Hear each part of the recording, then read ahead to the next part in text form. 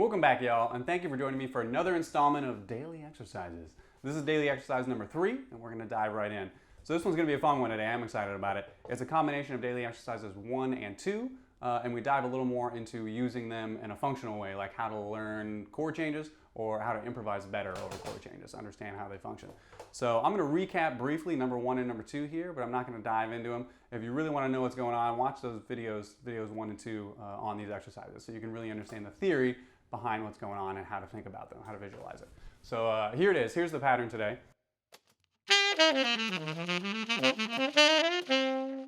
That's in constant B flat for anybody that needs to transpose out there. I'm in C for B flat instruments. I know that can be confusing, but let's talk about what's going on. So the first half of that, for those of you following along at home, is daily exercise number 1. And as you know, it outlines the 2 chord, the minor 2, resolves to the 5 chord, and it resolves to the tonic. Now the resolution of daily exercise number 1 is the beginning of daily exercise number 2. Daily exercise number 2 outlines the tonal center we're in diatonically with a couple nice little turnarounds and resolves to the 9 chords. A nice way to, or the nine of the key we're in. It's a nice way to end a solo, maybe. So I'm going to play the first couple of keys in this pattern, and we're going to talk about what's going on there.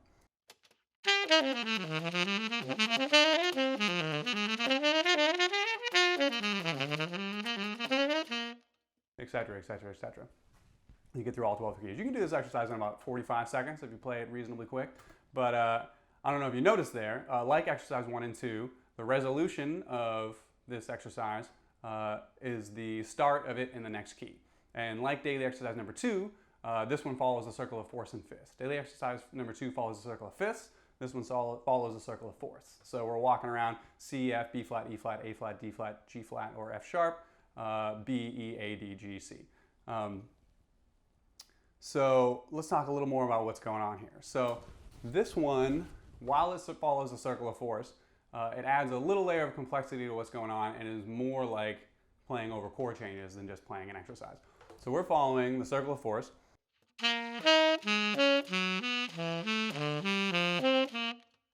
But we're also playing a 2-5 in each one of those keys. So the harmonic rhythm changes slightly. So we're in C. We're going to start in C.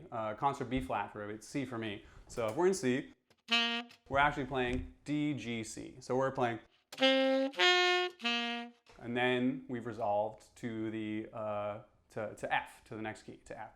So now in F, we're going to play G, C, F. So, and now we've resolved to B flat. So now we're going to play 2, 5, 1 in B flat. So I don't know if you've noticed what's going on there, but when you're playing through this, your dominant 5 of the tonal center you're in, when you end this lick, when you resolve the lick, the dominant 5 of the tonal center you're in. So if I'm in C, the dominant 5 is G. That now becomes the minor 2, and then the tonal center you're in, C, now becomes a dominant, C7, and resolves to the 4th away, the next key you're in, F. So we're playing this, we're playing C, we're playing D, G, C, and then we're playing G, C, F, and then we're playing C, F, B flat, and then we're playing F, B flat, E flat. So you can see it adds a little layer of complexity, and it sounds very interesting as you start moving around the circle and makes you think just a little more. So.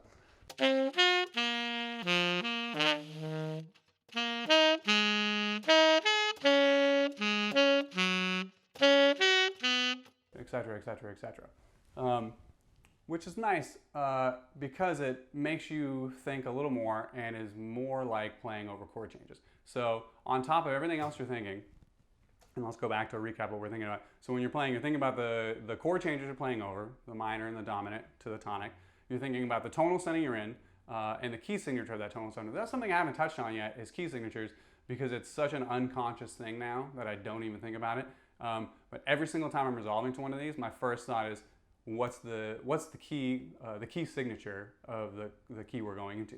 And you just have to know it like instantly. For instance, E, 4 sharps, F sharp, C sharp, G sharp, D sharp. You just have to know that, and it happens instantaneously, and then that outlines your diatonic scale that you're in. So on top of thinking the chord change you're playing over, the tonal center you're in, what the key signature is, what the notes are, what the scale degrees are, that you're moving in fourths, you now are thinking, I'm moving in fourths, but I'm also thinking of the 2 and the 5 and the 1 of all these keys that I'm moving into. So you really have to take your time. I wouldn't try to learn this and then just rush through it. I would take my time in every key, literally when I was learning these things, that's how I started. Every key, I would think, okay, what's the tonal center? What chords am I playing over? What are the notes I'm playing? All right, I'm gonna play it as I resolve. Okay, stop. What's the tonal center? What's the key signature? What chords am I playing over? What notes and scale degrees am I playing over? Okay, stop, etc., etc. So let's talk about making this functional and how to play it over, say, chord changes. So let's take a song that has some turnarounds, but it's not super complicated. Like say Joy Spring. Let's take Joy Spring. Written by Clifford Brown back in the day when he was, I don't know, he was like 19 when he wrote it. He was a talented, he was a real good trumpet player. So I'm gonna play through just the roots of all the chord changes, just so you can hear how the chords move. And then I'm gonna put this lick in over all of those chord changes. So as we know, Joy Spring is an F, excuse me. And it's 1, 2, 5, 1, 4, 3, 6, 2, 5, 1. And then it goes up a half step to G flat, and it goes 2, 5, 1 to G flat. And then 2, 5, 1 again, 4, 3, 6, 2, 5, 1. And then it goes up a half step again to G, and it does a 2, 5, 1 to G. And then that G becomes minor, and it does a 2, 5, 1 to F. And then F becomes minor, it does a 2, 5, 1 to E flat. And then it does a 2, 5, 1 to G flat. And then it does a 2, 5, 1 back to G. And then it goes 2, 5, 1, 4, 3, 6, 2, 5, 1, 6, 2, 5, 1. So, and then you're back to the top. So I'm gonna play through just the tonal centers, just playing the root of all the chord changes, and then I'm gonna fit this over all of those chord changes. So you can hear how it can function and how you can memorize chord changes and how you can try to incorporate this kind of a lick into your solos. So check this out.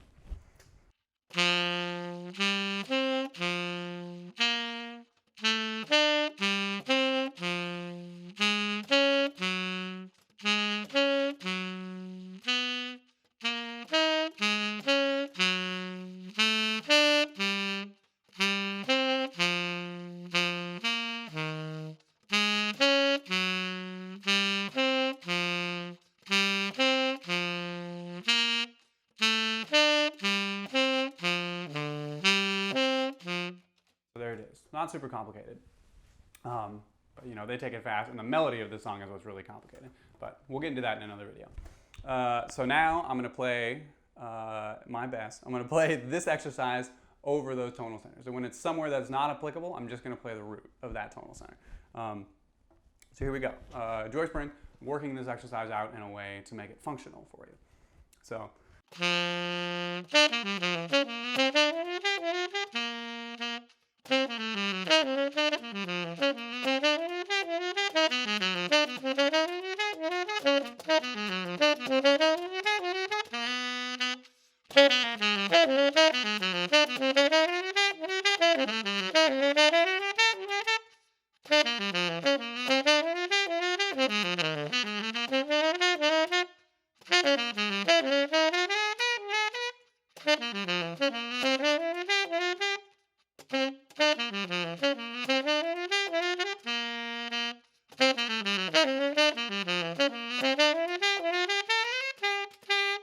So you see at the very end is the only place I could play the whole lick because it does a 3, 6, 2, 5 and then resolve back to the tonic. It's not resolving to a different key and moving on quickly. Also, I know that wasn't perfect. You can roast me in the comments later. But also, I don't know if you noticed during the bridge, it's walking down in whole steps. It's just like daily exercise number 1. So over the bridge, you could technically play just daily exercise number 1. So it starts on G, and then it goes to F, and then it goes to E flat. Those 3 steps down in whole steps. So you could play.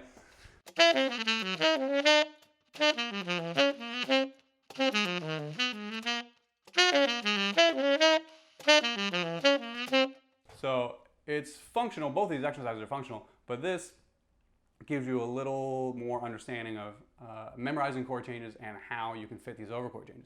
Now you'll notice you'll never hear anybody play what I just played over these chord changes, but it gives you some ammunition because when you're playing some of these songs, and sometimes when you're playing fast, when you're performing, there's a lot of things going on.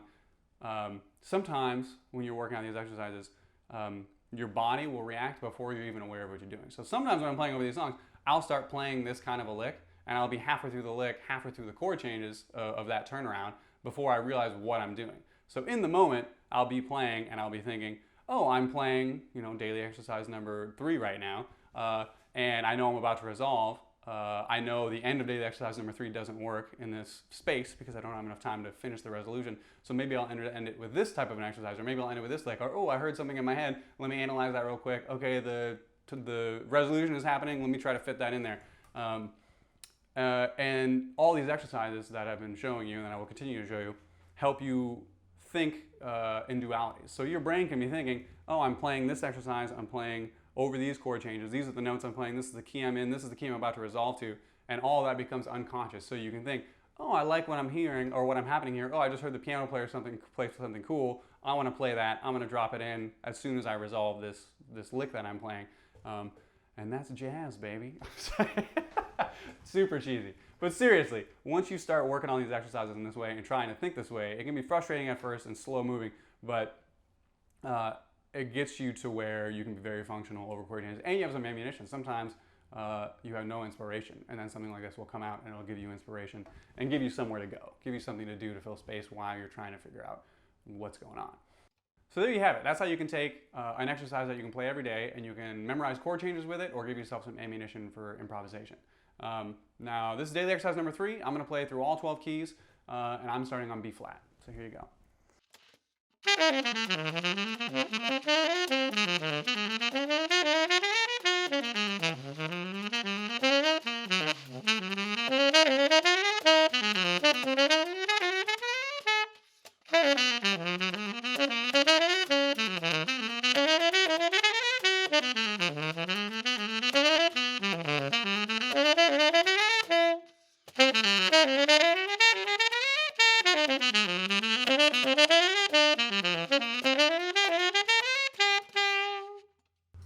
So you have it. If you like what you heard here, subscribe, follow, do all the things, hit the like button, and I'll see you all in the next one.